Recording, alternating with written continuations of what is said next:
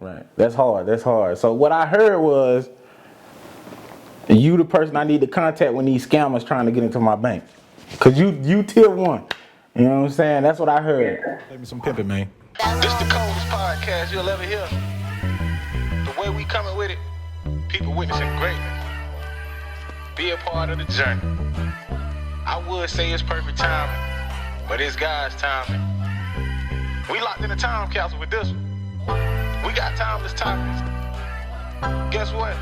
I'm your mother's favorite host. Your little brother's OG. I go by the name of Armand Lindsay, but the neighborhood calls me Big Pig. I want to welcome y'all to Big Boss Talk, Season 2, The Rebirth.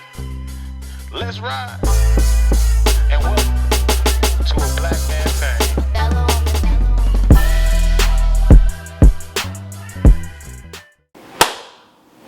Yo, what's good? Hey man, we back with another episode of Big Boss Talk, the podcast, man. I got a premier guest, special guest, my boy Alkia Mitchell, man. Has become a very close homie of mine. Similar to, if you watched the last episode, similar to Chris, I haven't known Alkia long, but I can tell you that, he's a very, solid dude. Alkia, I met him through work. And ever since then, we've been linked up. We've been tight ever since. We've been doing all type of ventures together. We've been, he kind of just helped. One of those people that you need beside you is like chasing the white rabbit. You know what I'm saying? Like keep you always thinking, keep you on your toes, keep you, grinding for better, wanting better. And so, I appreciate it. So just a little background about Alkia. Alkia is 28 years old. He does cybersecurity.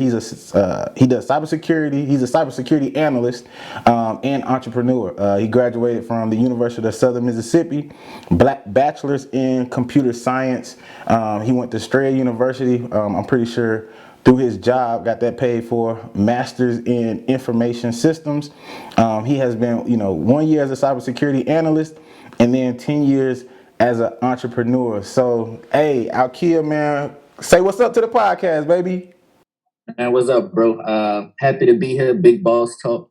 Soon as I seen it, I was like, man, I definitely got to be a part of this. Have a few minutes to chop it up with the bro, even though we do it on a regular, but now we can really put our thoughts out there to the world and, give the people what they need, them resources, and, just tell them how it is from a real point of view, from a real standpoint. And, from two people who really, grinding to try to get it, Yeah. So now, thank you for having me on, and I love the intro. So shout out to you for that. I love that. Oh man, it's all love, man.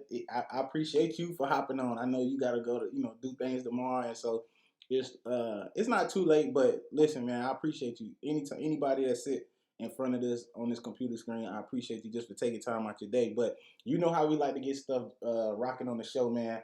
We gotta go with the game. Yeah. 2 truths and a lie, man. So look, I'm 1-1 right now. All right, I'm keeping track. I'm 1-1. I done had 2 guests. One was easy to get. My dog Chris made me kind of, it was kind of hard to get it. So I'm going to see what you can bring to it because I'm trying to be 2-1, man. You can walk away from this podcast being 1-0 right now. And 1-0. I had to think pretty hard about this one. I was like, man, this man of mine really know a lot. Like, we chop it up a lot. So, yeah. All right. You ready for him? Yeah, I'm ready, man. You just give us the 2 truths and a lie. And I'm going to guess the lie. All right. So I'm going to give you 3 statements. So 1, I have 4 siblings. Okay. Right. I have owned 3 cars so far in my lifetime. So I'm 28. I've owned 3 cars so far in my lifetime. Mm-hmm. And I have more than 4 nieces and nephews. Ooh. Yeah. Ooh. All right. So say the first one again. I have 4 siblings. Got you. I have owned 3 cars so far in my lifetime. I have more than 4 nieces and nephews. More than 4 nieces and nephews. Bro, you got a big family. So I'm going to go ahead and X that out. That was true, bro. You got a lot of nieces and nephews. I ain't even going to cap. You post a lot of kids on your social media. And I'm like, bro, how many kids is in this man's family? So that's true. You done had 3 cars, right? That's what you said? 3 cars? I have owned 3 cars so far in my lifetime. Yep. 3 cars that was so the far. statement. That is a true statement. And so I'm gonna tell you why I'm gonna go with the first one as a lie. You said you got Four. four siblings. Yeah, four.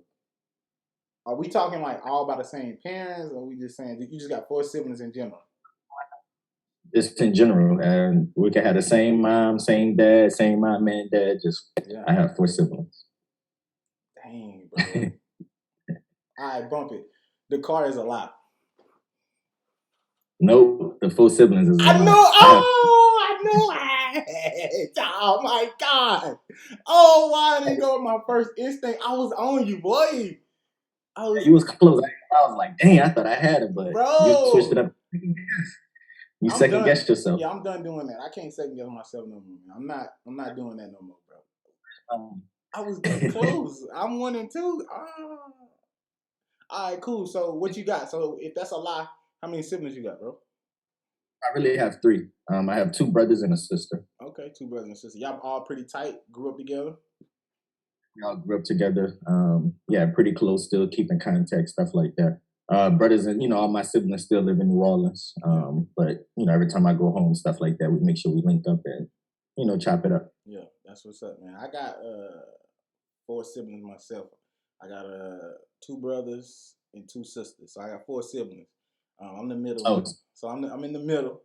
And, I'm the peacemaker, but it's all good. We all don't have the same mom. Only one of us got the same mom and same dad. 2 of us have all of us except one got the same dad. My oldest sister, she's not blood related, but she's a sister no matter what. You know what I'm saying? Just because that's how we kind of grew up and was raised. Like her mom and my dad had my youngest brother.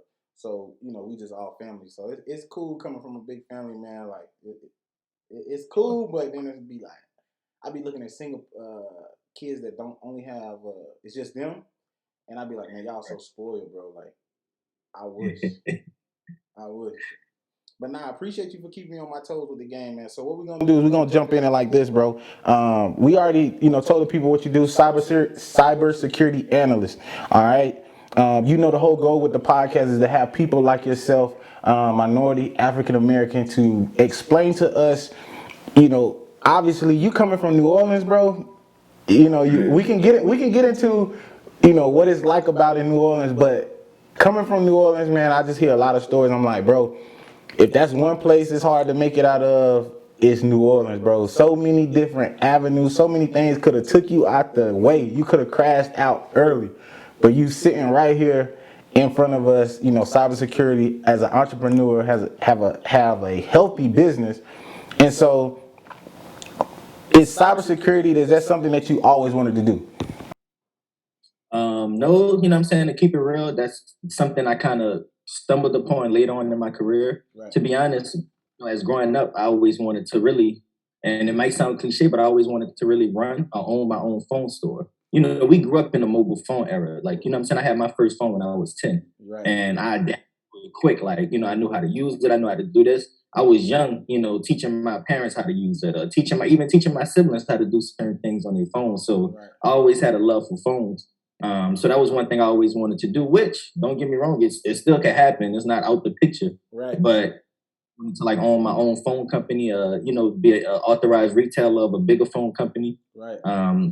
And I always had, as a passion, of course I had those young sports dreams, wanting to be in the NFL, wanting to be in the NBA, but, certain things in life hit you to where you got to face that reality. Like, a lot of people don't make that. Like, you got to have the knowledge to, really succeed if you're not going to go that route. Right. So cybersecurity analyst was definitely something I stumbled upon later on in my career. Got you. That's what's up. And like you said, going the sports route, not everybody make it. How did you know, when did you know to pivot? You know what I'm saying? Like, some people, they, 35, 40 years old, still chasing, the hoop dream. You know what I'm saying? Like, I'm always an advocate of never giving up on your dream, right? But at some point, the realism has to come in and be like, all right, I gotta really get out here and make something. You know what I'm saying? You don't want time to go by and just be like, dang, I just wasted my time trying to do this, when somebody probably could have been honest to be like, bro, it's not gonna happen. You know what I'm saying? But caused you to, how did you know when to pivot? And then, when you pivoted, was it an easy pivot to make, like as far as like finding finding the connection or finding how you was gonna be able to make bread or make a living? Nah, so with me, bro, like, I've been playing sports since I was the age of 5. My parents, especially like you said, I'm from New Orleans. So the goal for a lot of parents young coming up in New Orleans is to get your kids involved in something. Right. And sports, my parents had me involved in the church, they had me in sports. So honestly, bro, the real reason I made it out because I stayed busy. Okay. I didn't really give myself much time to go off the rail. Right. But since playing sports since the age of 5, bro, I never was injured. I never broke a bone. I never had to sit out a game, nothing like that. My junior year in high school, and keep in mind I was good. Like what I'm saying, I was good. Like I had some offers. Like I had offers from Tulsa and stuff like that. So I was actually good to. I was getting looked at. And my junior year, I tore my ACL like week 3, week 4 of the season. And keep in mind that very next game was about to go against the Honey Badger, Tyrann Matthew. That was his senior year. So he was and he was already getting scouted and looked at. So my goal, like, man, I need to go against him. They're gonna already be watching him. So if I do my thing against him, I'm gonna get more offers, I'm gonna get looked at, Yeah. But I tore my ACL, so that's when like reality hit me because that was my first time ever getting injured. I had to sit out the rest of the year. Keep in mind that junior year was my first year starting on varsity. So it's like I was my way up freshman year, sophomore year to get to that point, and then boom, it just crashed on me in week 4. So I'm like, that really took me through a loop. Like I need to see what I'm about to do because I'm about to get back healthy. Bro. So during that time, that's when I really had to like really focus. Like I think it was a sign from God really telling me to slow down. Like everything is not about sports. Like you have more things to look forward to. You have more things that you can do and accomplish. Sure. And like I said, to this day, I tell everybody that situation at 9 months, 9 months, I went through rehab, getting my knee back right and all that. Like that really took me, that really motivated me to be like, okay, I can't just put all my trust and all that in football. Yeah, that's hard, bro. I mean, listen, bro, I come from a state or a city that, is heavily football. Like if you got a son, coming out the womb, that parents want their kids to be directly in football. And me personally, it's nothing wrong with that. You know what I'm saying? Especially if your kid want to do that, they got the talent for it, and you want to push them to do that. But I find myself, seeing so many times where when you come up being glorified on that football field, high school, you know what I'm saying? You the man. But then you don't got the grades to match, you know what I'm saying? So now you can't get into the college that you want to get to, and now you like, man, bump it, I don't even want to play. Or you try to go the JUCO route, and the JUCO route don't work out.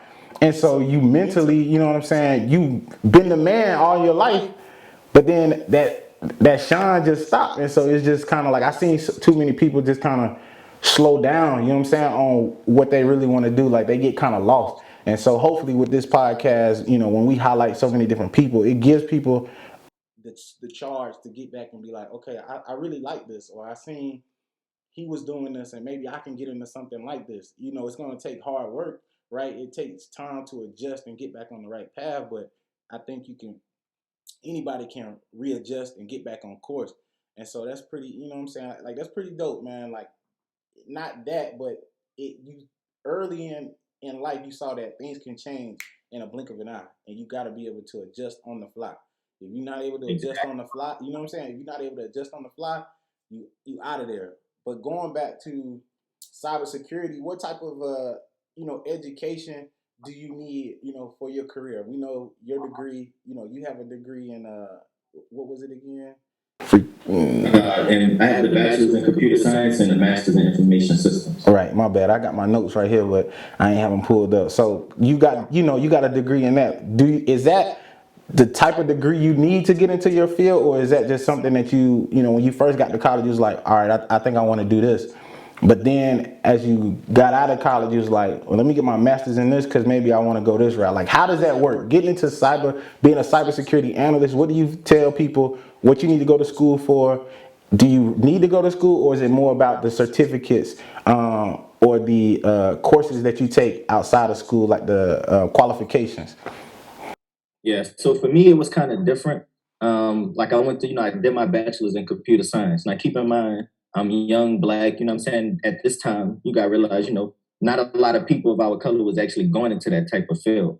So, going into computer science, I'm thinking on my own, I did a little research and everything, but I'm thinking they're going to teach me everything about computer software and computer hardware. Of course, once I got into the degree, it was nothing but coding, 100%. And I'm like, hold up, this cool and all, but I'm trying to learn like everything about the computer. I'm trying to learn every aspect, hardware and software. Right. So that was something I feel like I missed out on in my bachelor's. All we learned was strictly software, nothing IT, nothing with hardware, nothing electrical, nothing like that, just strictly coding. Right. So, of course, once I finished with my bachelor's, started working with Verizon, they offered to pay for my master's. And I was like, you know what, this is my chance to go ahead and learn the hardware side of things and still learn some more, software related as well. So that's what made me jump into the information systems master's and go ahead and complete and get that.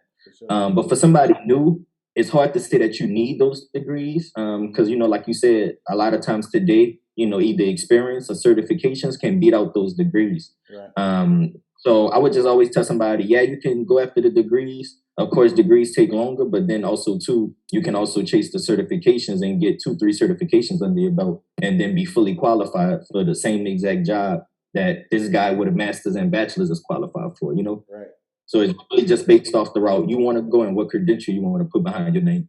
Got you. So it's kind of like a double-edged sword because I look at it like this. It's like you could go to college, right? Depending on if you got scholarships or not, some of us are, have school paid for us, but most of the time people come out of school with $150,000 worth of debt or, $60,000 worth of debt, which is hard. You know what I'm saying? You got $150,000 worth of debt, but then you capping people at $60,000. How do you expect people to pay back those loans when you ain't even, you know what I'm saying? Like it cost me $150,000 to get the degree and then I'm only getting paid $60,000. Just because there's not enough room in my field of choice, just because there's a lot of old heads getting that big bread and I'm trying to just find my way in it. So it's like you got that coming out degree in debt. But, you know what I'm saying, I always, I would recommend college to people, especially for the social environment, what you get out of the network, the connections that you get from people that come from different backgrounds but want the same thing that you want. Maybe in a totally different way, but at the end of the day, we all want success. So I guess you just tell people, right? I guess you would tell somebody like, hey, it depends on what you want to do. You get the certification so you can save money and you can get into the field, or you could be like, take the chance and be like, all right, let me go to college, get this experience 4 years, because college is an experience that you'll never get. You know what I'm saying? If you don't go to college, it's hard to recreate college. Those 4 years of your life, you'll never be able to recreate that experience. So, I guess you would tell them it just depends on which route they want to go, right? Just exactly, because you have so many different avenues you can go. Network security, like there's so many different lanes you can go, and that's how you base what certifications you need to go that route. Like each route have a roadmap of what type of certifications you should get, what type of education you should have behind you, and all. But like I said, the most important that I've seen, just in my experience, has been the certification. Okay. Word. So, everybody listening, you know what I'm saying? Certifications will get you a long way, you know what I'm saying? Especially if you're trying to cut time, cut the money down, it'll take you a long way. So heads up on that. Just give us a rundown, man, on a day in the life of a cybersecurity analyst. Like, what is the job description? What do you do on a day-to-day basis? And just let us know what's that like. Give me 8 hours of Alkia's workday. So basically, like right now, like I said, I'm a cybersecurity analyst, and I work for a company where I'm currently contracted with the government. So basically, what I do every day, I'm scanning different softwares, scanning the whole government system to make sure there's no vulnerabilities, nothing that's basically nobody trying to hack the system, trying to reset important person password, get personal information and things like that, just making sure stuff like that doesn't get out. Some people familiar with a little bit of the tech world, they have like tier 1 tech support, tier 2, tier 3. Right. I'm more of tier 1. So as soon as a vulnerability comes through, I'm the first person that gets it. I scan the vulnerability, I see what it's about, see what's going on. And then I'm the person that has to know who does this vulnerability needs to go to. Oh, I need to send it to this developer. Oh, no, I need to send it to this engineer. I need to, alert this person so that they can go ahead and put a patch in and get that vulnerability closed out. And that's basically what I do for the most part of my day. And then like also too, we do a lot of documentation. So it's a lot of like real life documents to show the next person, okay, if I was to take over this position, what's my step 1, step 2, step 3 through the whole thing of what I need to do. So we also building that out, and that's huge. That's a project we've been working on for almost a year now, and we're finishing up here in March. But we basically built the entire, when you get a new job, you have like that training package or, they walk you through how to do this step by step or step 1, do it. Like, that's exactly what we have for. Right. That's exactly what we have for our cybersecurity analysts. And that's what me and the team I work for is in charge of building. So, like I said, a normal 8 hours a day, scanning systems, any vulnerability come through. You have some days where it's slow. You don't have any hackers trying to get into accounts. You don't have any threats coming through. So at that point, you're just working on your documentation. Or if that's done, you just have time to just, focus on maybe a certification. So you do have some downtime where you can allocate it to your personal goals or your other career goals. So that's what I like about it too. But yeah, man, like I said, long story short, just straight scanning systems and making sure I'm sending these vulnerabilities to the right engineers and developers to make sure those vulnerabilities don't affect our system. Right. That's hard. So what I heard was you the person I need to contact when these scammers trying to get into my bank. Cause you tier 1. You know what I'm saying? That's what I heard.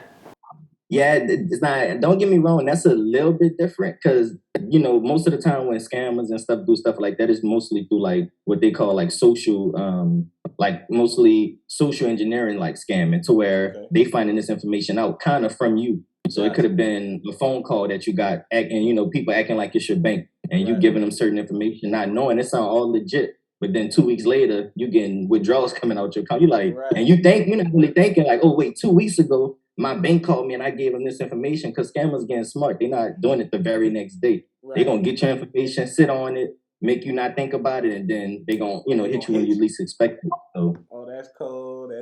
But nah, that's dope, man. Because I had a friend, we had a conversation in the group chat, and we was talking about how, banks and people can, hack us so easily. And I was like, well, I mean, I feel like, our security is set up to be on the defensive versus the offensive, right? So we would only handle the threat if we're being threatened. So like first, somebody has to try to get into our system, and then we got the defenders, to go out there and be like, you can't get into that, right? Versus the way most people think, they like, well, why don't we just have a security where nobody can get in?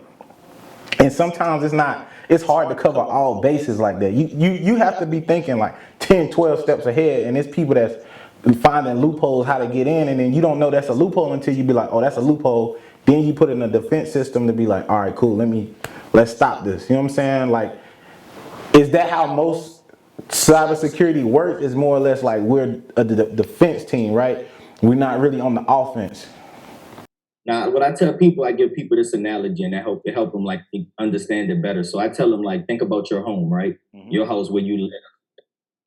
And you just have people that constantly just trying to break in, right? You every other day, once a week, once every 2 weeks, you got people that's trying to break through this door, or you got this window that's accessible, so they're trying to break through this window. There's nothing you can really do to stop them from trying. You see what I'm saying? All you could do is defend it to stop it. So I might could put bars on my window. Now it's making it super hard for them to get through. So now for the next month, they can't get through it. They don't know what to do. Oh, but then 2 months later, they come with a crowbar and knock the bars off. So now you got to do something else to prevent that. Like, everybody know with technology, it keeps building. So it's nothing you can do to be like, I'm clear free. There's no way. We're basically like detectives in technology. You know what I'm saying? Like, you can't defend it, but that don't mean people is not going to continuously try. You see what I'm saying? Right. So that's how I always explain it. Like somebody trying to break in your house, you can stand outside, guns in hand, like, you're not coming in here, whatever, but you can't stop them from keep trying. There's no way to stop them from continuously trying, That's a fact. That's a fact. I mean, that's a great analogy, bro, because I never really...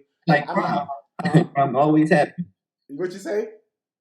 I say it's like crime. Like crime gonna always happen. Like we know that. Like crime is, you're gonna always have people robbing, killing, everything. So do you ever see that stopping? The same way with technology? No, you can only wish. But I mean, that makes a lot of sense, bro. And I felt like I had a good understanding of how our security worked. You know what I'm saying? Obviously, most people feel like when they get hacked, they got to go through all this information of changing all their information. But you know what I'm saying? It's like you can't stop people from, we can't stop people from trying. So it's like all we can have is a good defense set up. And, with that good defense, hopefully we can get you back to living life like normal. You know what I'm saying? So, I mean, super good analogy, man. But let me ask you this.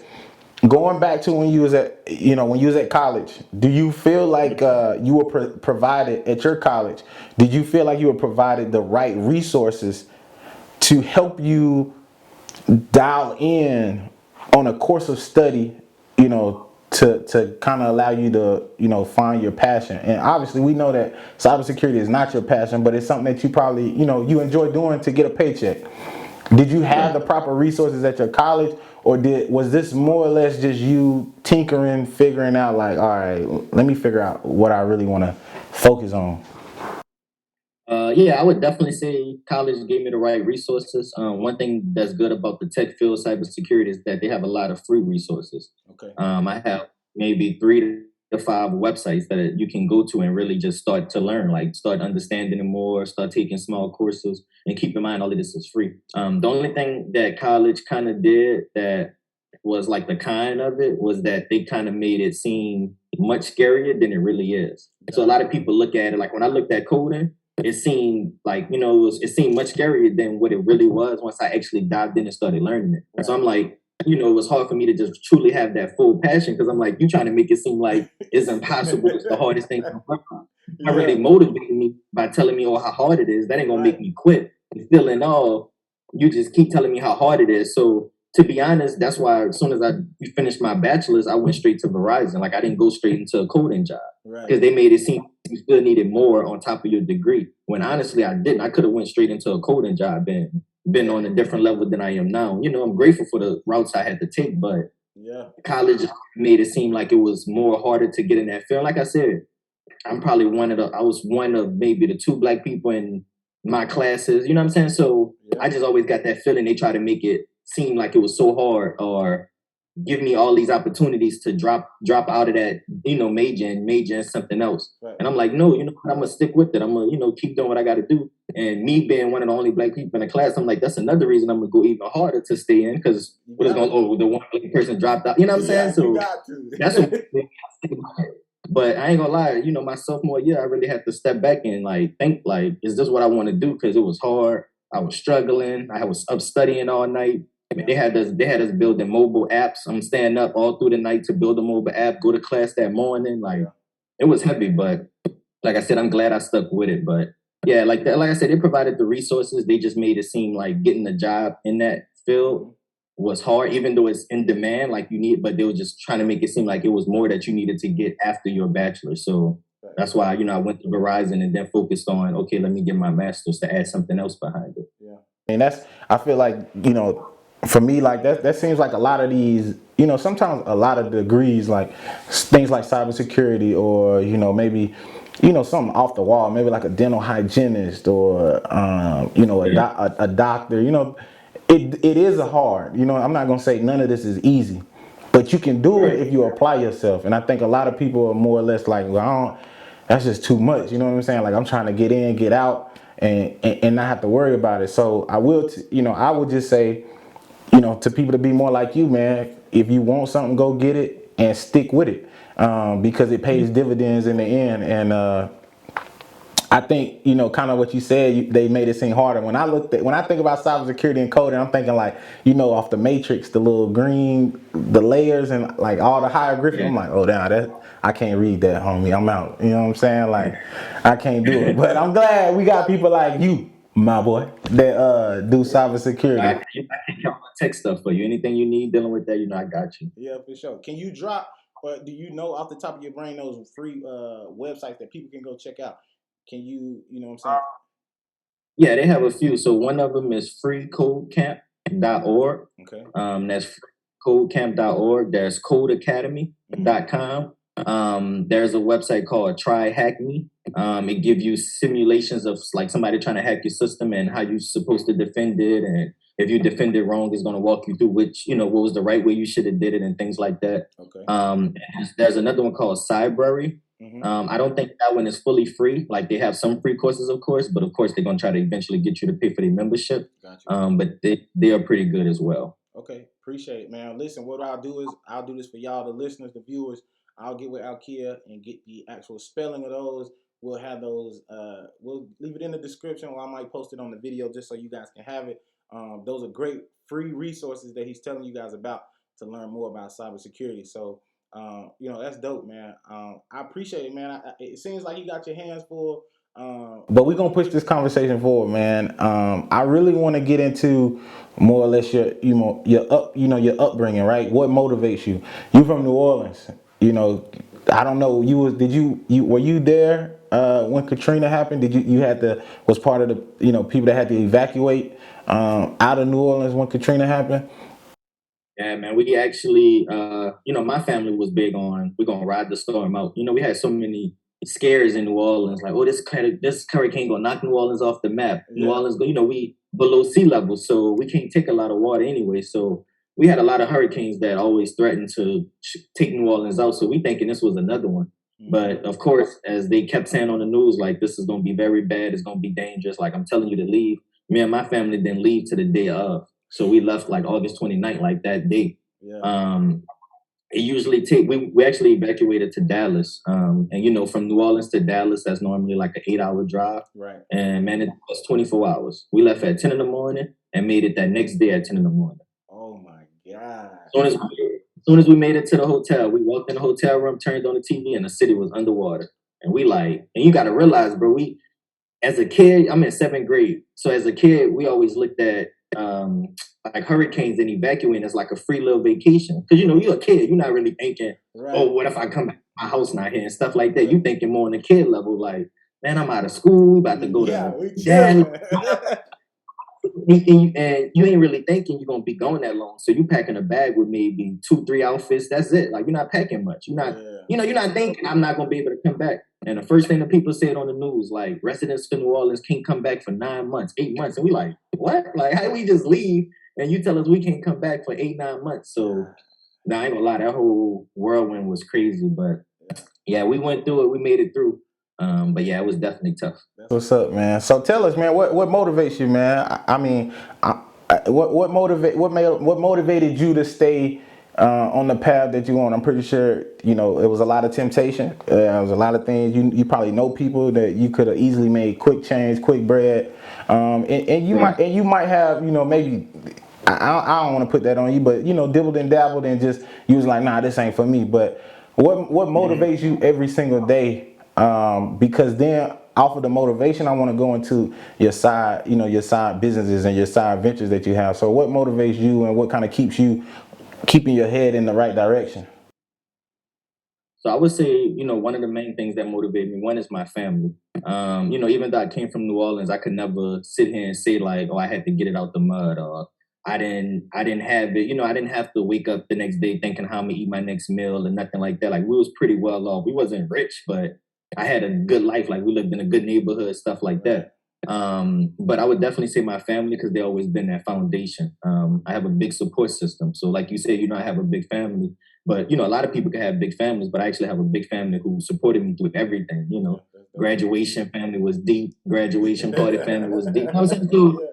I always feel like I owe something back to my family. Like, they tell me all the time, my pops, mom still living there. They tell me all the time, you make us proud. And I love to hear that. So as many times I can hear that, like, I'm going to keep doing what I got to do to make sure I keep hearing that. Like, every time I talk to my mom, she like, I'm proud of you doing your thing. Keep doing it. Every time I talk to my pops, I'm proud of you. I love you. You know what I'm saying? So that's what motivates me, the most. Like, man, I got to do it for my family. Like, y'all invested so much into me. Right. To where, and then secondly is just not being a failure. Coming from New Orleans, I've seen a lot of people grow up and become failures. I go back home now and visit old friends that I grew up with, and they're not really doing nothing. They're doing the same thing they was doing 10 years ago. Or when we were 7, evacuating for Katrina, like, we're doing the same thing. Yeah. So seeing that is just like, I can't go that route, Yeah. So I ain't gonna lie, that's the main two things. I even told, I remember back in the day, I told my mom coming out of high school, I'm like, Mom, look, this was about to happen. I said, I'm about to go to college. I said, if this don't work, I'm going to the Army. I said, no matter what, I'm not going to be a failure. So if I can't make it in college, I'm going to the Army. No matter what, I'm going to be somehow successful. You know what I'm saying? Like, I'm going to be able to hold my own. And I didn't want to go to the Army. So I'm like, I got to finish. Like, I got to. Yeah, I didn't want to go to the Army. So I'm like, man, I got to finish doing what I'm doing, keep in this technology world. And that was it, man. So like I said, family for sure. And then, like I said, just not being a failure, like just actually, you know, giving my people back, like giving my people that return on their investment. You know what I'm saying? Yeah.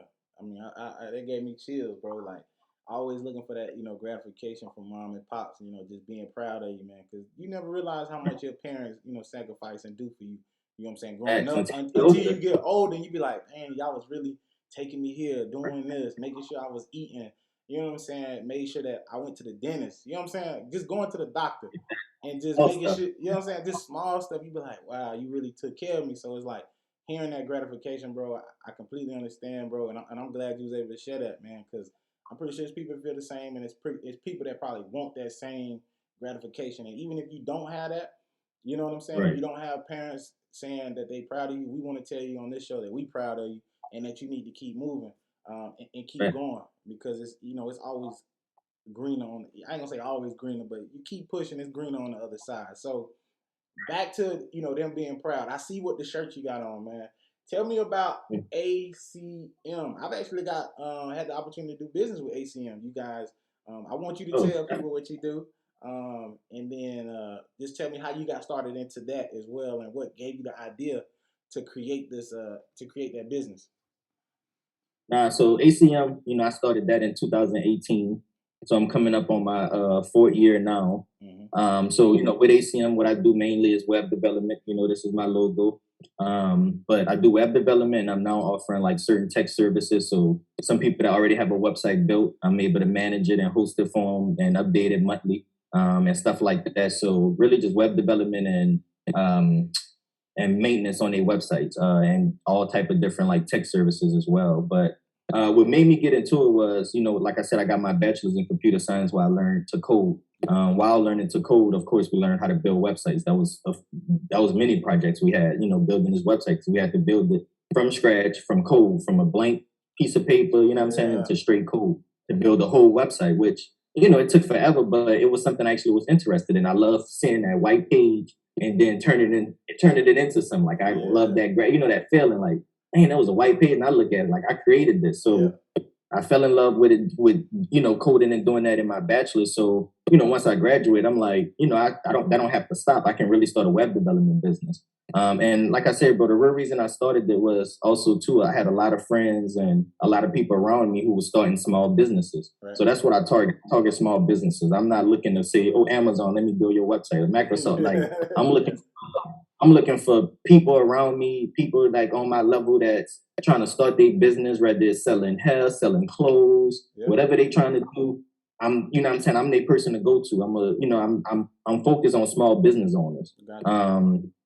And I just get a lot of, you know, I just feel real good when I am able to take care of somebody and I'm able to see their business continue to perform, and they're able to make money, and they're able to quit their jobs because now their website is bringing in all the revenue that they need. You know, I have people that I'm working with that I've been with for 3 years, and you know, and it's a couple, husband and wife. They quit their jobs because their website is bringing in so much revenue. They don't need their regular 9-to-5 anymore. They just had a kid, so now they have that freedom to be like, my website is running on its own. I know Alkia got my back. He gonna make sure it's good, make sure it's running good, stuff like that. But now I can focus on my newborn. I can focus on other ventures. You see what I'm saying? So that's the real reason why I got into it. And like I said, it's been a profitable business. Don't get me wrong.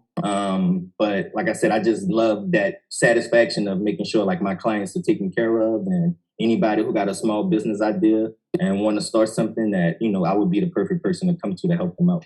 Yes, he's the perfect person you need to go to for your any website designs, man. He created my website is, of course, Legend Academy.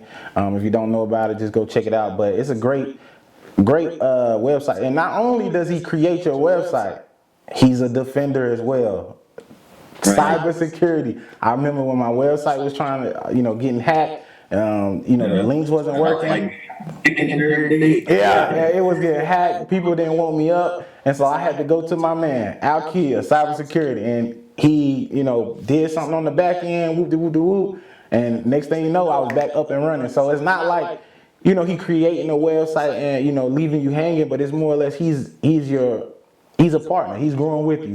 He's definitely, once you do work with Alkia, he's a part of your business, and that's what I like about him. I mean, we all growing together, and he's just gonna follow you along the way, and whatever you need, he's gonna be able to assist you. So, what's your goals with ACM, man? Is it the goal is to continue to do these projects on the side? I know we talk all the time. It's like, when ACM get rocking and running, I'm done with the 9 to 5 work. But with ACM and that, that vision that you got, what do you need to, get out of that 9 to 5, and then, once you get out of that 9 to 5, is it like you want to create a team? Because I know at some point you want to be like, all right, I got a team of people that can maybe create websites, or they can do the security aspect, and gives you more, that time to be like, kind of decompress, what I'm saying, and be like more into your family. Like, what's your vision? Where you see yourself in the next 5 to 10 years with ACM? So I'm gonna have to give y'all, this gem, because like I said, I haven't really shared this with many people at all. So I'm doing it for the Big Boss Talk. I'm bringing it here live, direct. Hey, we getting an exclusive. Yes. But nah, like my plan is to really just, because right now the brand is ACM Web Development. I'm thinking about taking the web development off and just sticking with ACM. Okay. For you don't know, ACM is just my initials, Alkia C. Mitchell. But I'm thinking about just changing it strictly to ACM, and basically I'm trying to do almost everything when it comes to tech. So I'm learning everything about cybersecurity. I'm gonna stay in this for definitely a few more years, just to learn more and more, and then I can start offering my own cybersecurity services. I can already offer my web development services. I done already upped it up a notch, and I have a app that's on the iOS apps, that's on the Apple App Store and Google Play Store. That's up and running. And actually, that app is for the couple I was telling you about earlier, who business, who they was able to quit their jobs and just focus on their website and the app now. So really, like I said, I'm just trying to make ACM an umbrella name.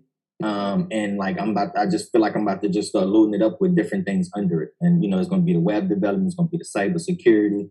As you know, like I do the day trading, so I'm trying to put that under that. Like I'm just trying to put everything under ACM and make it like global. You know what I'm saying? Like have something that's going to stick. And that way I can really be that go-to for everything. Like, oh, I can learn this, I can do that, I can do this, I can do that. Bringing it worldwide, man. And, one thing, just to go back a little bit, how we talked about family and, giving it back to family. My mom's still working 9 to 5. So my goal by next year is to let my mama quit her 9 to 5 and I employ her. You know what I'm saying? She worked for me, she worked for ACM. And the real reason, I do everything by myself. So my books, my QuickBooks, my income, you know what I'm saying? Tracking my income, my revenue, my expenses, tracking all that. I do all that myself. Answering emails, like a lot of the small work, I can get her to do that. She got her own office. She can do that perfectly. Let me focus on being creative, building the sites, protecting the sites, but all the small stuff I can get her to do, put on a payroll, and she don't have to work for another person a day again. I'm gonna treat her better than any CEO of another company. So that's really one of my goals. So when you say build a team, I'm definitely thinking about building a team, and she definitely would be my first employee. Oh, that's crazy. We got a real live exclusive on Big Boss Talk, the podcast, man. Listen, ACM is about to hit the world, and it's about to smack somebody upside the head, man. That's super dope, bro. I love it. Any way we can support you over here, man, we always gonna support and ride for you. Whatever we could do, obviously, if we can join together, do something together, I'm always open. Whatever it is, man, we always support you on this side. So we proud of you. The people that's watching, listening, they gonna support you, man, and they gonna ride for you, man, because we got, when people join Big Boss Talk, the podcast, man, they understand that it's good people, good energy, and it's just people that we can also. We understand that we all can support each other, especially people that do it the right way. You know what I'm saying? Not nobody that's just gonna do something for a fee and then leave you hanging, but do it the right way. We see that a lot of time, and we just don't allow ourselves any grace, bro. Like, as Black people, we don't give each other grace when it comes down to when we're trying to do certain things. And I think, for one, people got to understand, when you start your own business, you let me know, when you start your own business, the customer service piece is very heavy when starting your own business. You can't take people's money and then not continue to follow through. Because if you don't want to do the follow through piece, then don't start your own business. You know what I'm saying? Don't be a service heavy company. If you offering like a one time thing, is like, all right, this is what I got, this is all you're gonna get. Let people know that. But Right. I think, bro, what you got going on, I think is dope. I love it. You know what I'm saying? I'm pretty sure everybody else is gonna love it. So And I tell people too, like in our community, like I never met a successful person who told me, "Oh, I did it all by myself." Like, you know what I'm saying? You have to have that team, or you have to have some type of help, like, that get you to those next levels. So I had people in my corner that helped me, get to this level and get to the next level and things like that. But like I said, a lot of people be stuck with that. Oh, I have to do it all by myself, and you don't. Like, don't be afraid to ask for help. Like, that's what we here for. gotcha. And once everybody get on the same page with that, there's no telling where we can go. Yeah, that's hard, man. So we're gonna kick it off. I only got a couple more questions for you, man. I know it's been a good little conversation. I enjoyed just sitting down. What's give me some of the favorite things you like about your job, and tell me one of your favorite things you like about cybersecurity, like what you enjoy the most, and then give me one of your favorite things that you like about web development or ACM, having your own company. All right. So a favorite thing about my job, and then a favorite thing about my company. Correct. All right. So my favorite thing about my job, my cybersecurity analyst job, is one, I'm able to work from home. I have my own office set up. I don't have to go into an office every day, anything like that. Like, I work really from the comfort of my home, Right. In my own office. So one, that's a big plus. Two, I love the fact that I'm not micromanaged. I don't have nobody over me, like, checking in with me every second. Did you do this? What are you doing? Where you at? Are you on a computer? Are you logged? Like, I don't have nobody kind of keeping up with me. Yeah. Me and my team have maybe one meeting a week. We go over what needs to get done, and that's it. Everybody, we good to where you give us our assignment, we split up the duties between our team, and we attack it, get it done by the due date, and we keep things moving. So that would be the two things I like the most about, my cybersecurity analyst job. Gotcha. With my web development, like I said, mostly it's just helping out people, man. I have people come to me and just, sometimes they go to different people, or they try to go to a bigger company that does websites, and they trying to charge them an outrageous amount. Or you have people that, may try to use something like a Shopify or, different, web builder websites, and Right. they get aggravated because they're not sure what they're doing. They don't know if it's working right.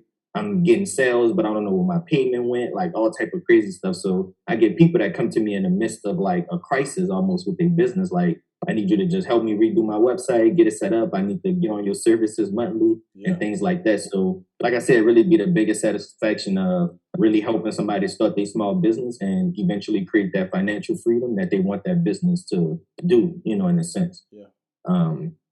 But that's that I love the most about, my business as ACM. Hard. We love it. We love it. We love it. So look, we know you love a lot. Those are some interesting points, as far as the freedom that you get with, your job. It's always good to not be micromanaged. It's always good to be trusted that you can do your job. And I love that. You know what I'm saying? I think I have some of that same type of autonomy in my job, but to see other people want the same thing or enjoy the same thing, it's amazing, especially after 2020, man. Like, being at home, working from home, like, look, I don't need you checking on me all day, every day. Like, I'll get it done. You give me the work, I'll get it done. And then the piece of you, with ACM, just being able to help people, the raw feeling of just helping somebody start from scratch and building it up, and then seeing them start to generate revenue from that, from that website that you created, because it's an access point. It's it's where the first line of, the first impression pretty much is on a website. Exactly. So you control that, and you gotta, that feeling of, man, they a six-figure website. That's right. You. You know what I'm saying? Like, that's you. And so that's the hardest, the coldest feeling ever. And we proud of you over here, bro. Proud of you. So Appreciate it. Yeah, man. The conclusion. This is how we like to do it. We like the network, right? You only as good as your network. And then it's another saying.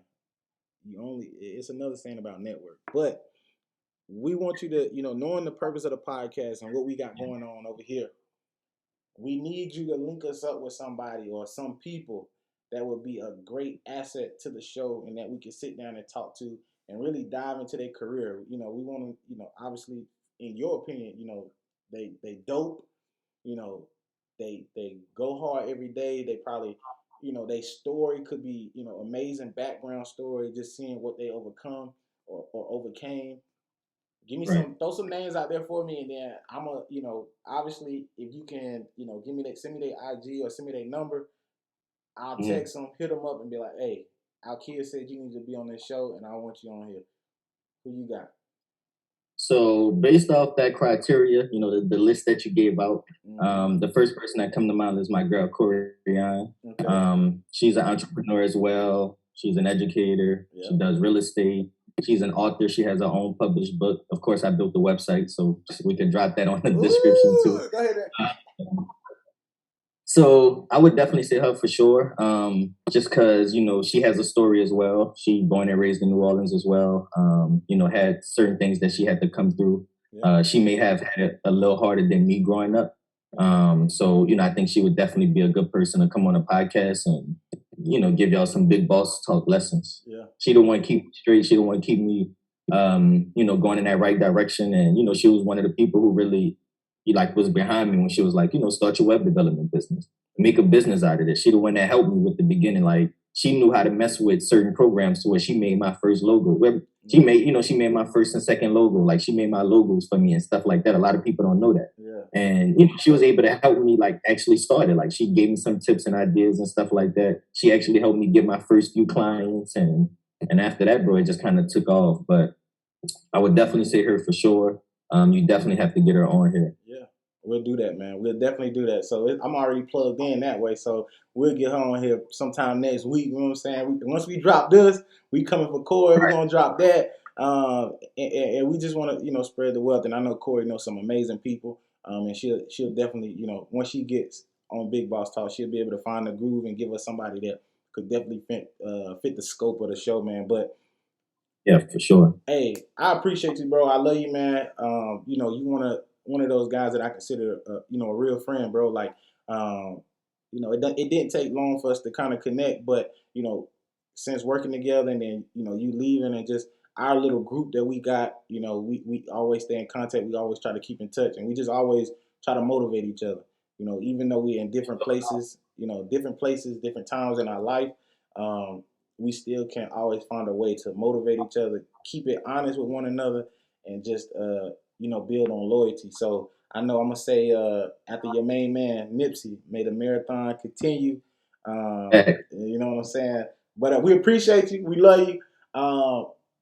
We out. It's another episode of Big Boss Talk here with Alkia C. Mitchell, the main man. If you need anything, web designs, whatever you need, holler at my guy. We'll holler at you, Alkia.